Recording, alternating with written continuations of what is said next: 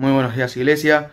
Un día más acá con la bendición de poder estar compartiendo con ustedes la palabra del Señor. Vamos a estar reflexionando en Oseas capítulo 2, versículos 1 al 13. Después de la introducción que se da en el capítulo anterior, encontramos en el capítulo 2 una serie de varias acusaciones para la esposa infiel y las respuestas de Dios frente a esta infidelidad. Pero a diferencia del capítulo anterior, el enfoque no va a estar tanto en la relación entre Oseas y Gomer, sino en su paralelo, que es la relación entre Israel y Dios. Como si estuviéramos en una corte, vemos a un padre y esposo ofendido por las acciones de su mujer. Manda a que sus hijos testifiquen y acusen a su madre. Afirma que ella ya no es su mujer ni que él es su marido. Legalmente hablando, era la responsabilidad del marido proveer de todo lo necesario para vivir a la esposa. Pero la infidelidad de ella hizo que aquellas responsabilidades maritales se volvieran nulas. Israel no era nada, absolutamente nada. Solo por gracia Dios proveyó de su amor y protección. Pero ella lo olvidó y le fue infiel. Y de la misma manera los hijos también son acusados porque no están limpios de culpa. Todo el pueblo, cada uno de ellos, fueron partícipes y cómplices en la infidelidad. Ahora podríamos preguntarnos, ¿no? ¿Cómo le fue infiel la esposa? ¿Cuáles fueron las faltas cometidas por Israel en contra de Dios? El pueblo se había prostituido. Pero peor aún, en vez de esperar a que los amantes vinieran, ellos los persiguieron, los fueron a buscar. Y cuando hablamos de estos amantes con los que fue infiel el pueblo, nos referimos a la causa principal del constante fallo de Israel: los ídolos. Baal específicamente. Pusieron su fe en estos dioses de la fertilidad, que prometían el pan, el agua, el lino, el aceite y la bebida. Esperaban su provisión, la provisión de estos ídolos. Pero el esposo, quien también actúa como juez, no permanece pasivo, sino que reacciona ante el pecado de su esposa. Las consecuencias son que su camino va a estar obstruido, para que no pueda encontrar sus senderos de vuelta a casa. La sentencia resulta en una nación derrotada y decimada, en cautiverio y exilio, alejados de Dios. Pero aún en esos momentos, ella va a seguir buscando a sus amantes, pero no los va a poder encontrar.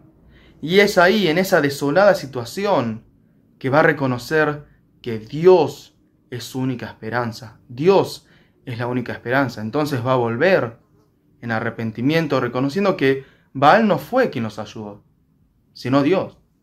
Dios fue quien los mantuvo y proveyó en todo momento. Pero ella, Israel, había sido necia, desconsiderada incluso. Se habían olvidado del verdadero Dios, quien realmente les había dado el trigo, el vino nuevo y el aceite.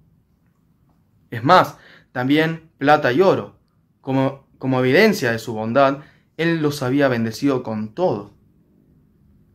Pero ella negó todo esto, negó a su esposo al dedicarlo todo, al dedicar todas esas bendiciones a sus amantes. Entonces, una vez más, la sentencia es que todo eso le va a ser quitado.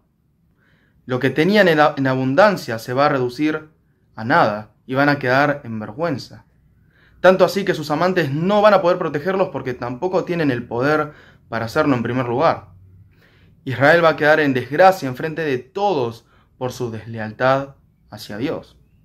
Y todas aquellas festividades que celebraban y dedicaban a Dios van a dejar de ser porque las habían dedicado a Baal.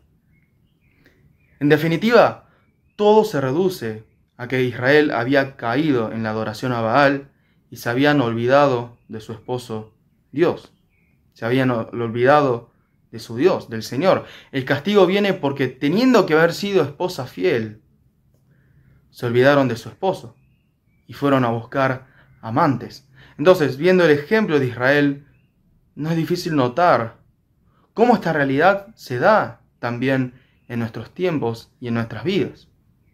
Además de ser un caso muy duro, también es realmente triste. Teniendo un papá en los cielos, quien nos provee de sus bendiciones, muchas veces lo olvidamos o lo tenemos por sentado. O peor aún, lo negamos y buscamos en otras partes. Buscamos sus promesas, las promesas de Dios en otros lugares, en otras cosas que en definitiva y en últimas cuentas no terminan siendo nada. Todo esto resulta en una relación rota causada por nuestro pecado. Al leer el pasaje, lo primero que podríamos pensar es que se trata de un divorcio, del esposo dejando a la esposa de una vez por todas, de Dios abandonando a ese pueblo infiel. Pero si nos quedamos con solo eso, con esa visión, perdemos todo el sentido. La realidad es que Dios nunca los dejó de amar. Nunca los dejó de amar.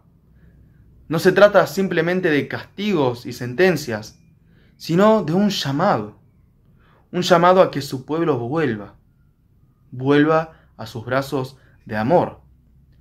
Y aun cuando nos tocaba pasar por esa condena, por el castigo de la muerte y separación eterna de Dios por nuestra infidelidad, su amor fue más grande. Tan grande que Él mismo pasó por esa condena, pasó por ese juicio. Es gracias a la obra de Cristo y la renovación del Espíritu Santo que viene por medio de la obra de Cristo que llegamos a ser templo, cuerpo y esposa de Dios como su pueblo. Pero como vimos, esto nos resalta una gran responsabilidad. Somos llamados a ser fieles. Somos llamados a ser fieles. Vivimos rodeados de tantas cosas que si no nos cuidamos y nos dejamos estar, terminamos alejándonos de Dios y nos olvidamos de Él. Llamémoslo negocio, deporte, juego, hobbies, lo que sea. No dejemos de poner nuestra mirada en Él. Él, quien realmente nos provee de todo su amor. Que Dios los bendiga y que continúen bien la semana. Nos vemos.